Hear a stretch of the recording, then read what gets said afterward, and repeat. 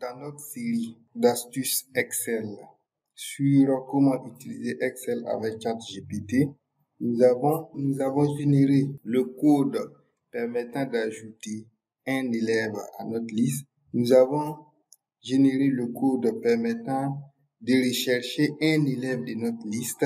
Donc, pour cette séance, nous allons voir le code nous permettant de modifier les informations d'un élève de la liste. Donc, ici, c'est quoi? L'idée, c'est de pouvoir rechercher. Là, je vais rechercher un élève sur ma liste. Et lorsque nous trouvons l'élève, que nous puissions modifier des informations le concernant, puis le replacer sur sa ligne. Donc, modifier ces informations. Ici, on s'en rend compte que au niveau des statuts, il n'y a absolument rien. Donc, on l'avait omis. Donc, nous allons le mettre. Donc, nom boursier. Et nous allons cliquer sur modifier. Et en temps normal, nous revenons ici. On voit que devant le nom de l'élève en question, il y a la mention statut qui est nom boursier qui a été ajouté. Donc, nous allons voir comment on peut écrire un prompt qui va nous permettre de générer une macro pour affecter au bouton modifier.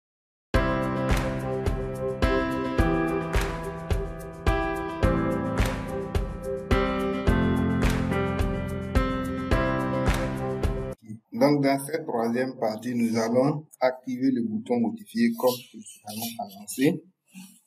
Donc, pour cela, nous allons aller sur notre navigateur et chercher ChatGPT.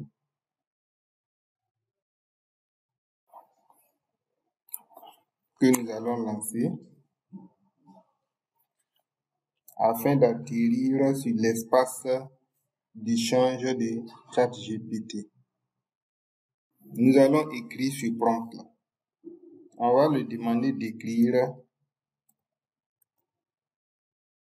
une macro ou une fonction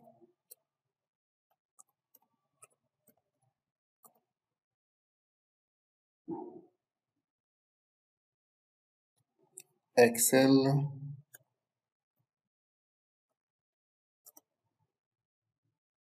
qui modifie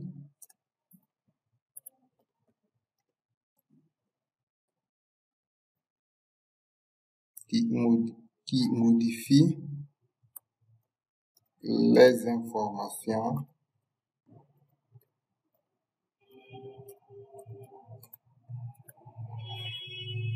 d'une ligne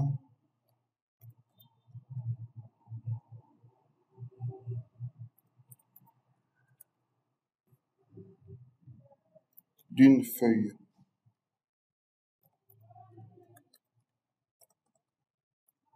D'une feuille en fonction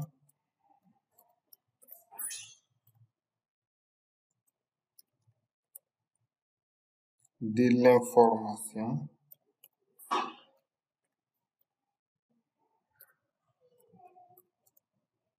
de la colonne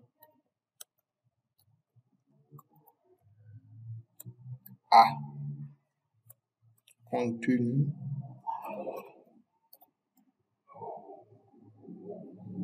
dans le text box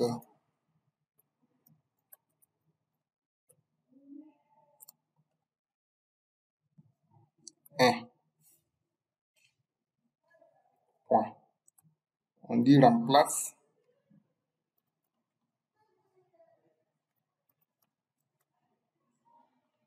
les informations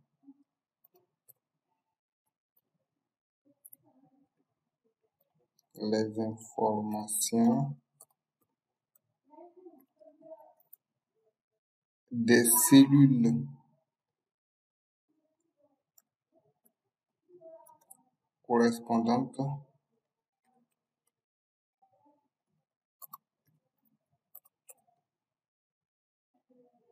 donc ces cellules-là, c'est les cellules A, B, CF par les valeurs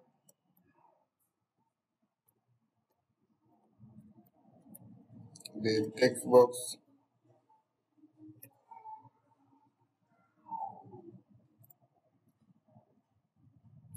un. Donc, je vais modifier juste le numéro. Donc, textbox 1, 2, 3, 4, 5,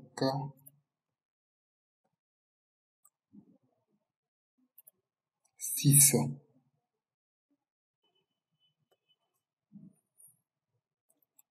Puis, vider les textbox.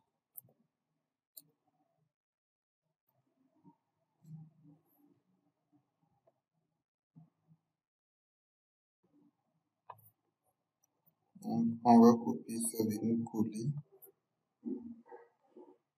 Oh non, pas besoin de ça. Puis vider les textbox.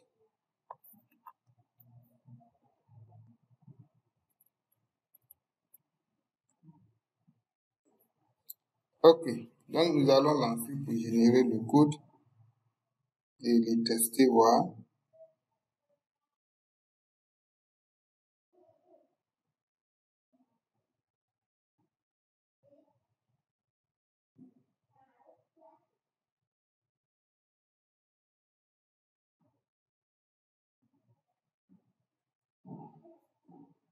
Donc, ce qu'on m'a dit de faire, c'est juste s'assurer de changer le nom de la feuille.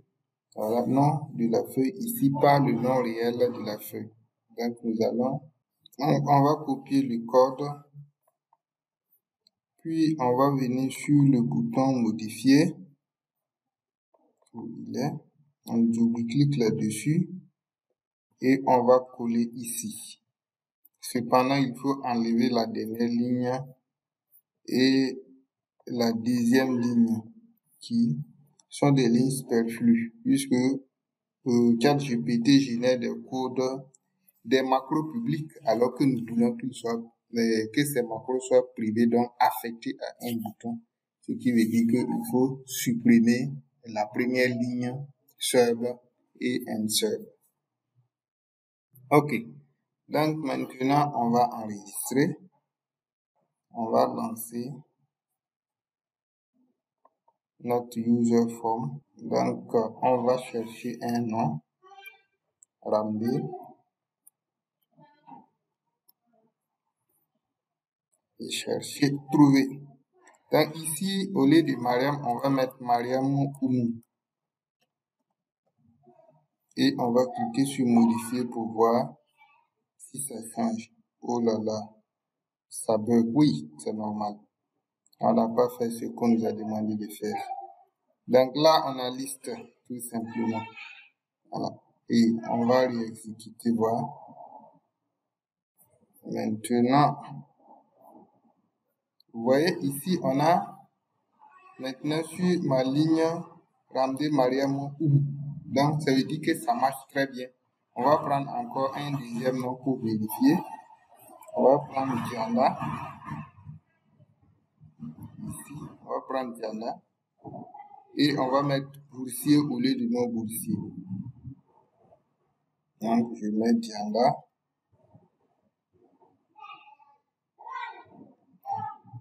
Rechercher, je trouve. Et là, je vais supprimer nom et puis laisser simplement boursier. Je clique sur modifier. Donc, on vide mes cellules et en même temps, sur la ligne de Diana, on met boursier. Donc, c'est bon, le code est fonctionnel. Donc, c'est pratiquement les trois boutons que vous aurez besoin impérativement si vous voulez concevoir un logiciel avec Excel et VBA.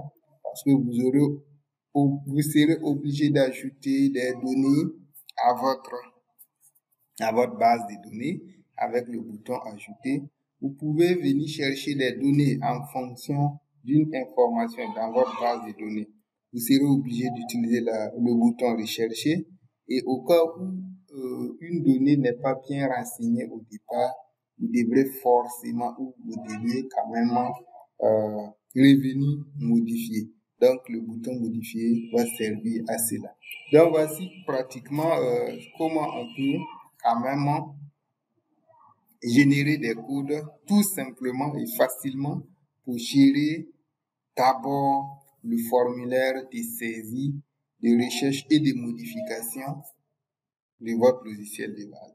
Donc, on va ajouter une toute petite astuce. D'habitude, quand on parle de VBA, les gens n'ont pas trop le temps de venir consulter les données sur les feuilles. Donc, on va mettre un formulaire de visualisation qui va nous permettre de voir comment les données peuvent s'afficher. Donc, les formulaires de visualisation, c'est aussi simple que ça. Donc, je viens ici. Ok, j'insère un user form.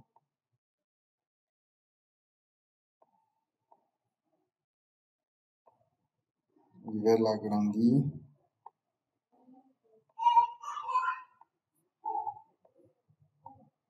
Et là, je cherche liste modifiable, zone de liste. Donc, je prends zone de liste tout simplement que je vais coller là. Redimensionner à mon goût. Je vais mettre petit libellé ici. Et dans ce label, je vais mettre liste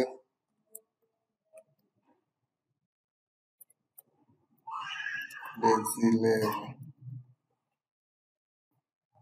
Ok, donc les propriétés, vous les connaissez très bien, propriétés. Je vais changer la police. Moi, ma police préférée, c'est Arial. Vous pouvez faire un choix de police. Donc, centré. Je veux que les informations soient centrées, ou je change la couleur même de mon texte. Je peux le mettre en rouge, tout simplement. Ok, donc dans le list box, il y a besoin de quoi? Il y a besoin du nombre de colonnes, colonne compte. Ici, on veut que combien de colonnes? 1, 2, 3, 4, 5, 6. Donc 6 colonnes. Donc la colonne compte, je mets 6. Donc 6. Ok, suivez, regardez là. Au préalable, j'ai inséré un tableau dynamique que j'ai renommé. Donc, ce tableau dynamique, il est au nom de TB liste. Donc, au niveau de ressources, donc, je vais repartir dans mon user form. Donc là, je l'ai dit d'afficher 6 colonnes. Au niveau de ressources, ok, ressources, c'est là. Je vais juste mettre TB. Assurez-vous que ça correspond. Liste là. Je tape sur Entrée et c'est tout. Donc voici que ma liste s'est présentée ici.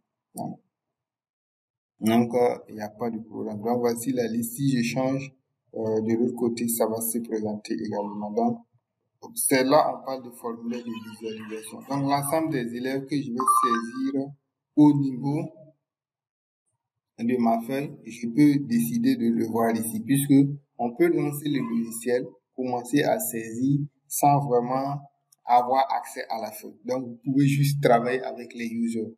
Voilà. Donc, avec les formulaires. Donc, vous pouvez visualiser vos données avec les formulaires. Vous pouvez les saisir avec les formulaires. Et là, quand vous lancez votre logiciel, vous allez voir que la feuille Excel en tant que telle va se rabattre. Donc, vous n'aurez que sur votre ordinateur des formulaires seulement juste à manipuler. Voilà. Donc, merci d'avoir suivi et à bientôt pour de nouvelles séances sur Excel et VBA graphique.